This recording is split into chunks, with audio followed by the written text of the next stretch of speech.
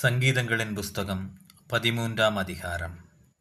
கர்த்தாவே, எதுவரைக்கும் என்னை மறந்திருப்பீர்? எதுவரைக்கும் உம்முடைய முகத்தை எனக்கு மறைப்பீர்? என் இருதயத்திலே சஞ்சலத்தை நித்தம் நித்தம் வைத்து எதுவரைக்கும் என் ஆத்துமாவிலே ஆலோசனை பண்ணி கொண்டிருப்பேன்? எதுவரைக்கும் என் சத்துரு என்மேல் தன்னை உயர்த்துவான்?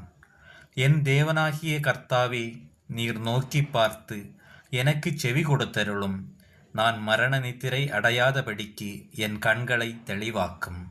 அவனை மேற்கொண்டேன் என்று என் பகைஞன் சொல்லாதபடிக்கும், நான் தள்ளாடுகிறதனால் என் சத்துருக்கள் களிகூறாதபடிக்கும் இப்படி செய்தருளும்.